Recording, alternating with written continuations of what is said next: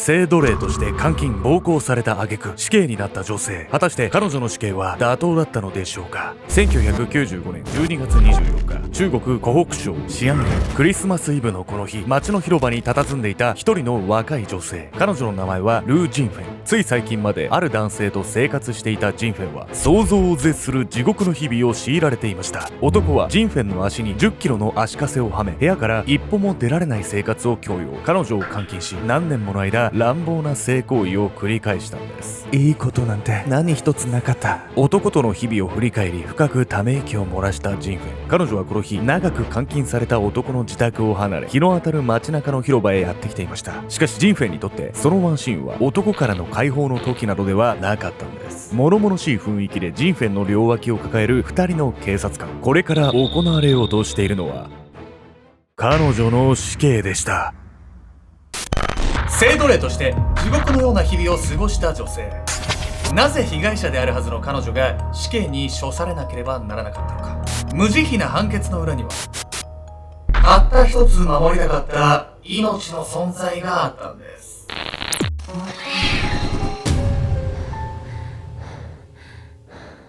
おざすけんちゃんです。にゃにゃんかんでーす。最近ちょっと私さ、ガンニバルっていうドラマめちゃくちゃ面白そうでさ、柳楽くんっていう俳優いるじゃない。あの子が警察官の主人公で村に赴任してくんの。で、その村がなんかちょっと様子がおかしいみたいな感じで。どんな感じ？なんか、わかんない。なんでだよ。見てないから。見てないんかい。本日ご紹介するのは中国史上最も悲惨な人生を歩んだとされる一人の死刑囚について。彼女は最終的に殺人という罪を犯してしまうんですけれども、彼女の人生を紐解いていくと、死刑という判決が彼女にとって妥当だったのかっていうのは疑問が残るんです。それは情状酌量の余地があるとか、もしくは殺した理由に同情できる理由があったとかってことなの？おっしゃる通りですね。この動画を視聴してくださっている皆さんの中にもですね、彼女に対するこの判決っていうのが厳しすぎるんじゃないかなって思う人もいると思うんです。この動画を見ながら皆さんもね、ぜひ一緒に考えながら見ていただければと思います。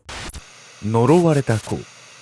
1995年12月24日、中国湖北省西安県、クリスマスイブのこの日、街中の広場に姿を現したのは20歳になったばかりの若い女性。警察官に両脇を抱えられ、暗い表情でうなだれる彼女の首元には次のように記されたプラカードが。意図的殺人者ルー・ジンフェン。そう、このルー・ジンフェンという女性は殺人罪で死刑を宣告されていました。約9ヶ月前、火事で全焼してしまったジンフェンの自宅。その焼け跡から見つかったのは3人の男性の遺体。この時、家のそばで座り込んでいたジンフェンは取り調べの末、殺人を自供したんです。そしてこの日、その他5人の死刑囚とともにこの広場へ連れてこられたジンフェン。多くの見物客が集まる広場で、今からまさに行われようとしているのはジンフェンたち6人の公開処刑でした。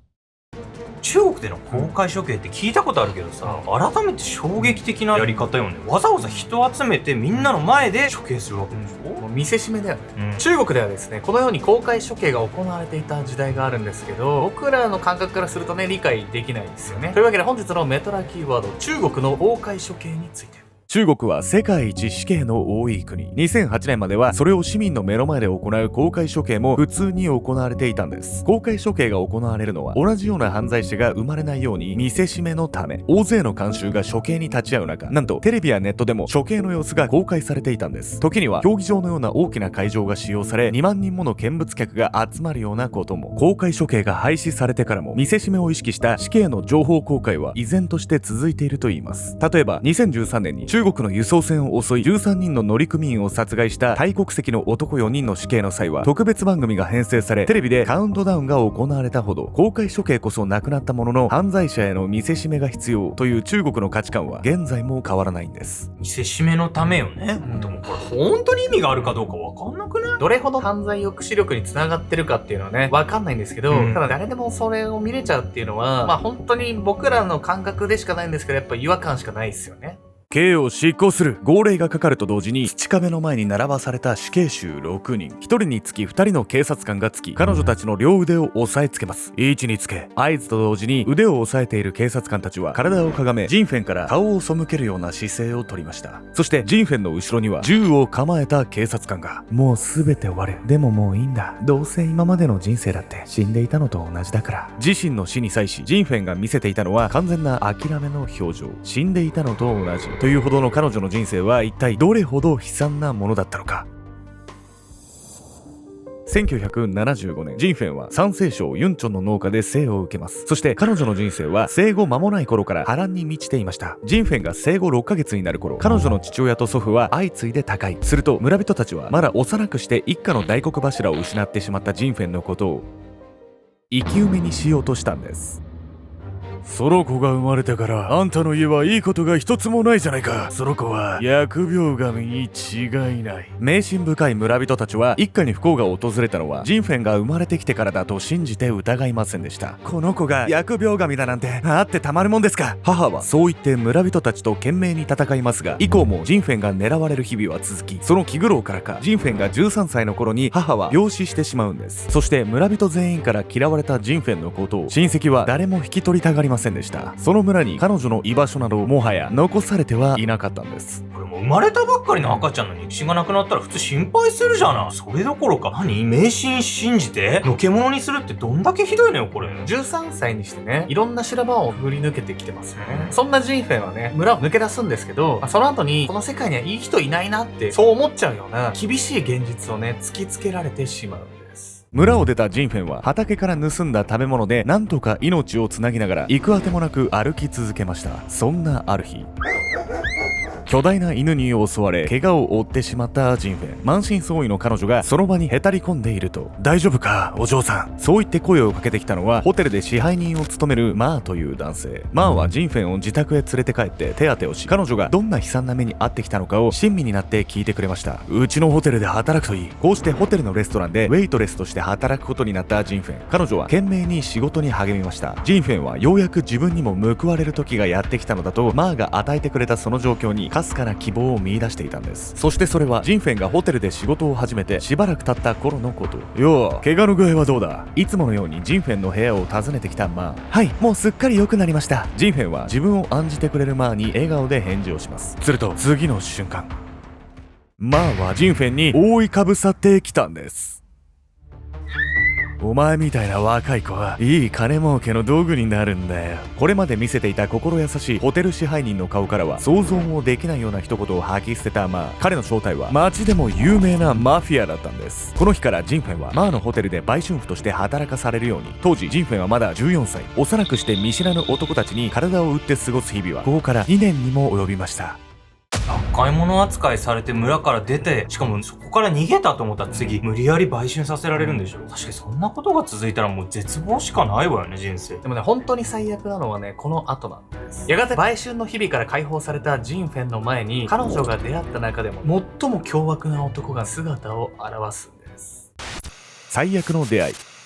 ジンフェンがマフィアのマーに拾われ、2年が過ぎた1991年、ホテルに警察の捜査が入り、ジンフェンはようやく解放されることに。しかし解放されたとしても彼女にはやはり行くあてなどありませんでした。売春婦をしていたって、誰がお前のような恥さらしの面倒を見るんだ。故郷の叔父はそう言ってジンフェンを拒絶。村人たちもやはり誰もがジンフェンを嫌ったため、彼女はまた別の遠い親戚のもとへ送られることに。その親戚は幼少期から体が不自由だったために結婚できなかった男性で、身の回りの世話は全て母親が見ていました。そんな男性の母親もすでに高齢で介護にも手が行き届かない状態。ジンフェンはその男性と結婚させられ、男性と母親2人の面倒を見る暮らしを命じられるんです。でも今までに比べたらずっとマシ。そう、結論から言ってこの家で暮らしたわずかな時間がジンフェンの人生で一番平穏な時期と言っても過言ではないんです。いやまあ確かに売春を強要されるとかよりもマシな生活なんだろうと思うけど、なんかこれが長続きしないみたいな言い草じゃない。そうなんです。この後ね、ジンフェンを嫁にもらいたいというね、別の男が現れるんです。ジンフェンを俺にくれ。俺はそいつが気に入ったんだ。結婚から間もなくジンフェンの嫁ぎ先へ押しかけてきたのは隣村に住むフーという男。彼はなんと高額な花嫁代を差し出し、まだ嫁いだばかりのジンフェンを引き取りたいと申し出てきたんです。そしてジンフェンの夫は遠い親戚というだけで縁もゆかりもない彼女よりフーが差し出した高額な花嫁代の方を選びました。こうしてジンフェンは結婚から1年も経たず、わけもわからないまま2人目の夫の元へ嫁ぐことに。そしてなんといってもこの男と結婚してしまったことが彼女を最悪の結結末へ導いてしまう人生最大の失敗だったんです。フーは界隈では有名なチンピラ。彼は若く身寄りのないジンフェンを都合よく扱える性欲のはけ口としか見ていませんでした。痛い、やめて。ジンフェンが嫁いでからというもの、フーの家から夜ごと聞こえてくる悲痛な叫び声。ジンフェンは狭い部屋に閉じ込められ、乱暴な性行為を何度となく強要されました。下腹部は裂け、体中にあざができるような悲惨なありさま。どうにか逃げ出そうとしても土地勘のないその村ではすぐに捕まってしまい、またひどい拷問を繰り返される日々。しまいにジンフェンは10キロの足かせをはめられ、身動きすら取れない状態で監禁されてしまうんです。私は一生このままなの？一切希望の見えない地獄の日々に絶望していたジンフェン。しかしフーの元へ嫁いでから2年が経った1994年、彼女にとって予想外の出来事が起こるんです。仕事でしばらく家を空けることになった。急遽ジンフェンを家に残し、海外へ出稼ぎに行くことになったフー。ジンフェンは心の中で彼から解放される喜びをかみしめていました。フーがいなくなる。もう苦しまなくていいのね。しかし実はこれがジンフェンにとってさらなる不幸の始まりだったんです。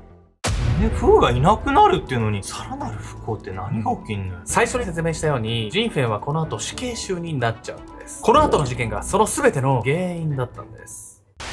殺人の動機。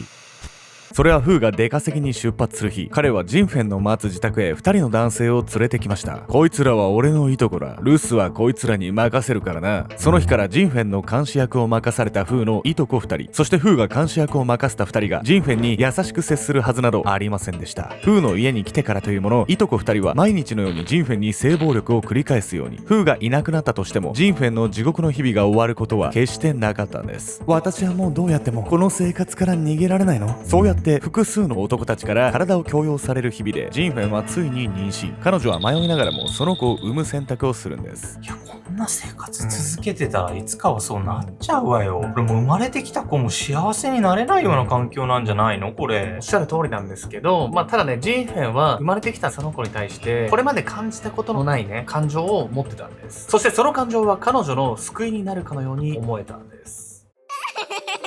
この子は紛れもなく私の家族。生まれた経緯はともかく、自分の元へやってきた小さな命を抱いたジンフェンは言葉にならない幸福感を覚えていました。その子はジンフェンにとって13歳の頃に母親を亡くして以来初めての家族と呼べる存在。しかしそうやって幸福感に包まれる日々は長くは続きませんでした。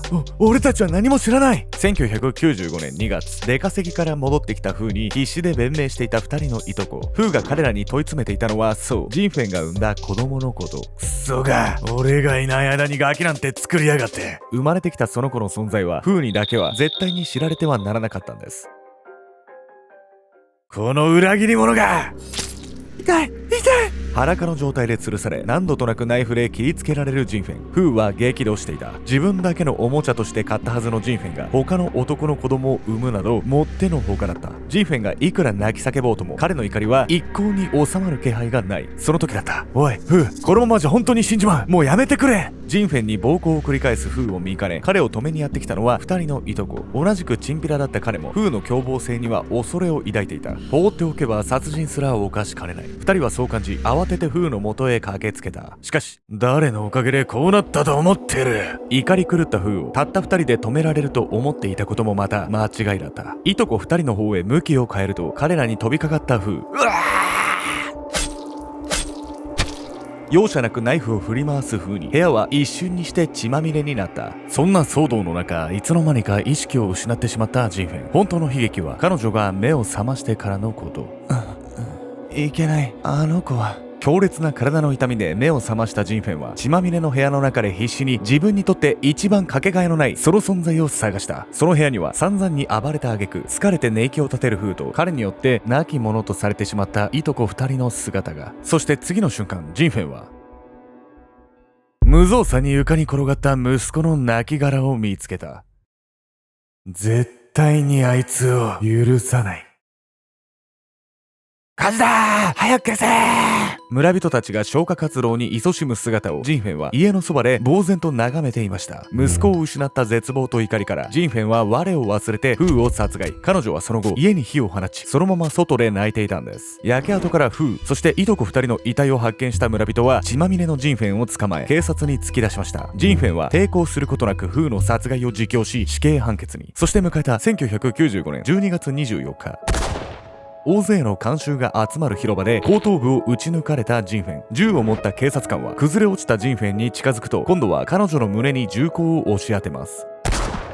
こうして処刑は抜かりなく実行され、ジンフェンはわずか20年の生涯を終えました。幼少期から出会う人のほとんどに虐げられ、幸せなど一切感じる隙もなく、その生涯に幕を下ろしたジンフェン。彼女の罪は一番大切な存在を奪った男への復讐のたった一度だけ。殺人は決して許されることではありません。しかしジンフェンの罪に情状酌量の余地がないとすれば、彼女は一体何のためにこの世に生まれてきたのでしょうか。